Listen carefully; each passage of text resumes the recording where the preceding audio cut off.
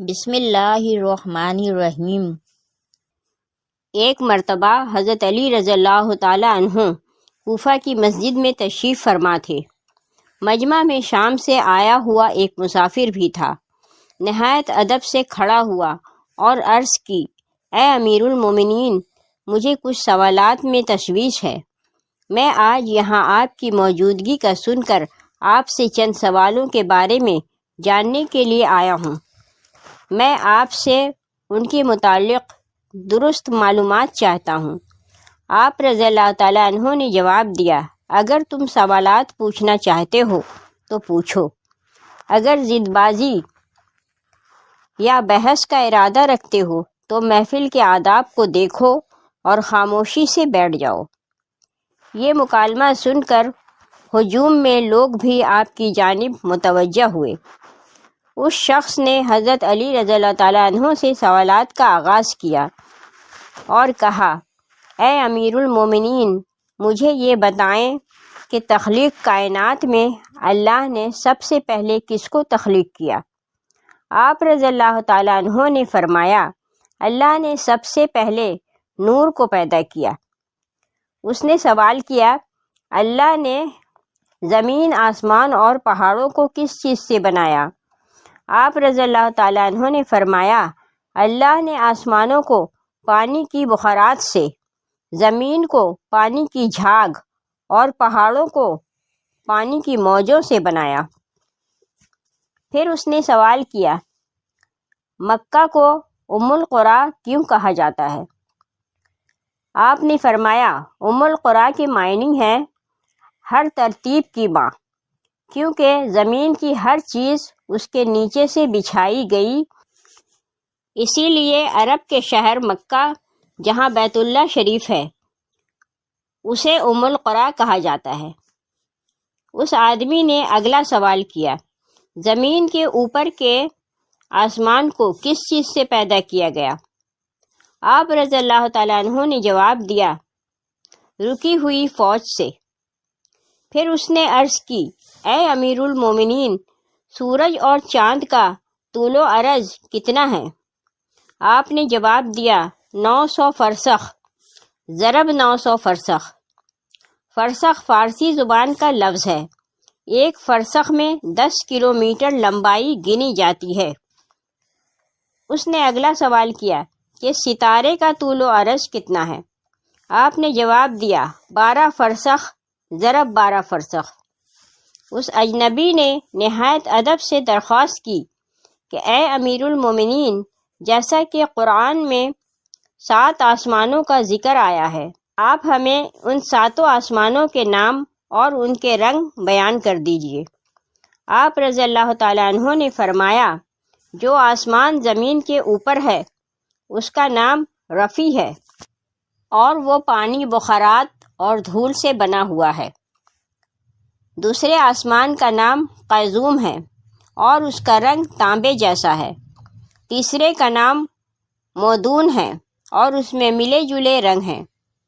چوتھے آسمان کا نام ارفقلون ہے اور اس کی رنگت چاندی جیسی ہے۔ پانچویں آسمان کا نام ہیون ہے اور اس کی رنگت سونے جیسی ہے۔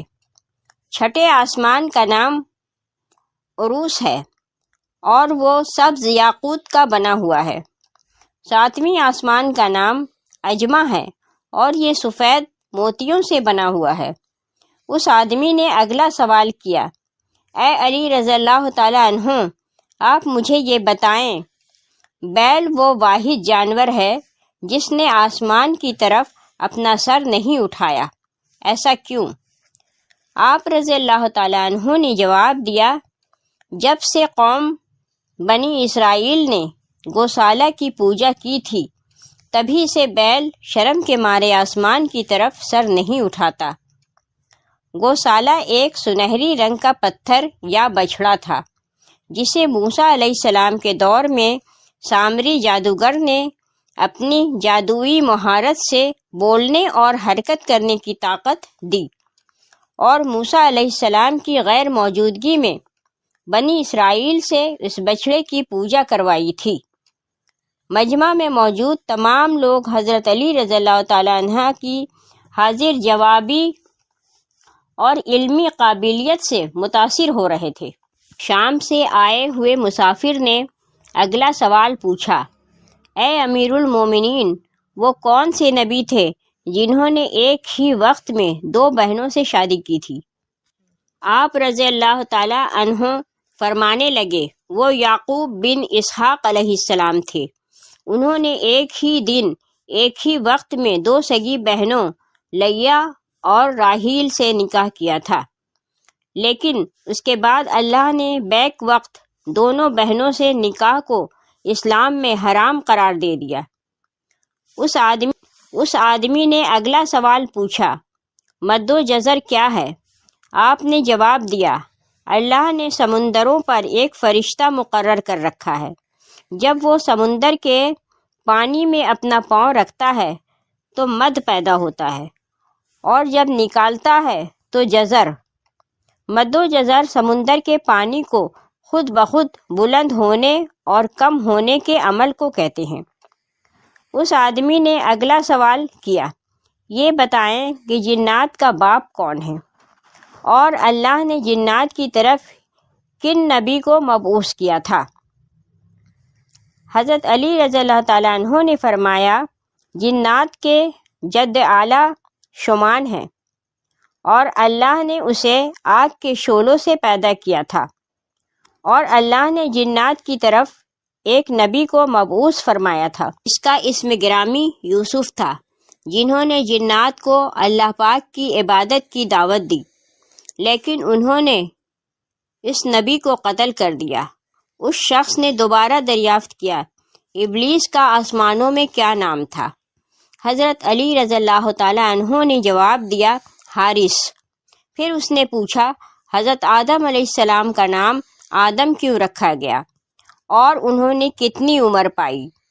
آپ رضی اللہ تعالیٰ عنہ نے فرمایا، کیونکہ وہ عدیم ارض یعنی نایاب زمین کی کھال سے بنائے گئے تھے، اسی لیے ان کا نام آدم رکھا، اور 900 سال عمر پائی۔ اس نے سوال کیا، میراث میں مرد کے 2 جبکہ عورت کا 1 حصہ رکھا گیا ہے، جبکہ اسلام تو مساوات کا حکم دیتا ہے۔ آپ رضی اللہ تعالیٰ عنہ فرمانے لگے، جنت میں حضرت حوا علیہ السلام نے جو خوشہ اٹھایا تھا اس پر گندم کے 3 دانے تھے، انہوں نے خود 1 رکھا، آدم علیہ السلام کو 2 دیے، چونکہ وہ ہمارے جد ہیں، اس لیے اس نسبت سے وراثت میں مرد کے 2 اور عورت کا 1 حصہ مقرر ہوا۔ اس نے پوچھا، مخدوم کون سے نبی پیدا ہوئے؟ آپ رضی اللہ تعالیٰ عنہ نے فرمایا، اللہ نے حضرت آدم علیہ السلام، ان کے بیٹے شیش علیہ السلام، حضرت ادریس علیہ السلام، سام بن نوح علیہ السلام، حضرت داؤد علیہ السلام، حضرت سلیمان علیہ السلام، حضرت لوط علیہ السلام، حضرت اسماعیل علیہ السلام، حضرت موسیٰ علیہ السلام، حضرت عیسیٰ علیہ السلام، اور حضرت محمد صلی اللہ علیہ وآلہ وسلم کو مخدوم پیدا فرمایا۔ اس شخص نے دریافت کیا، روئے ارض پر شیر سب سے پہلے کس نبی نے عرض کیے؟ آپ رضی اللہ تعالیٰ عنہ نے جواب دیا، حضرت آدم علیہ السلام نے۔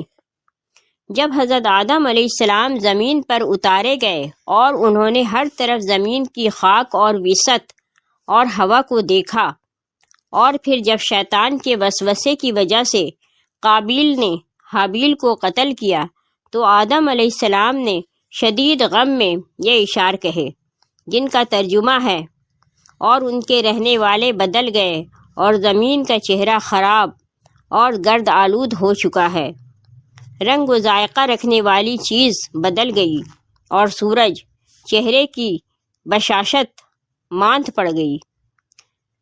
میں اپنے طور و حیات کو باعث غم سمجھتا ہوں، اور کیا زندگی کے خاتمے کی وجہ سے مجھے چین مل سکے گا؟ میں آنسو آخر کیوں نہ بہاؤں؟ حابیل قبر میں دفن ہو چکا ہے، اور قابیل نے اپنے بھائی کو قتل کر دیا، ہائے غم و حسد، سانولا سلونا بیٹا گم ہو گیا۔ یہ بات سن کر سب ہی حاضرین خاموش ہو گئے۔ پھر وہ شام کا شخص پھر بولا، امیر المومنین حضرت آدم علیہ السلام جنت سے نکالے جانے کے غم میں کتنا عرصہ روئے؟ آپ رضی اللہ تعالیٰ عنہ نے فرمایا، آپ 100 سال تک روتے رہے۔ شامی شخص نے پھر سوال کیا، کفر کی ابتدا کس نے کی اور پہلا کفر کس نے کیا؟ آپ رضی اللہ تعالیٰ عنہ نے جواب دیا، کفر کی ابتدا ابلیس سے ہوئی اور وہی کائنات کا پہلا کافر ہے۔ اور پھر اس شخص نے آخری سوال کیا، حضرت نوح علیہ السلام کا اصل نام کیا تھا اور ان کی کشتی کا طول و عرض کتنا تھا؟ آپ رضی اللہ تعالیٰ عنہ نے جواب دیا، نوح علیہ السلام کا اصل نام سکن تھا۔ انہیں نوح علیہ السلام کہنے کا سبب یہ تھا کہ انہوں نے 950 برس تک قوم پر نوحہ کیا تھا۔ ان کی کشتی کا طول 800 ہاتھ اور عرض 500 ہاتھ اور سطح زمین سے اس کی بلندی 80 ہاتھ تھی۔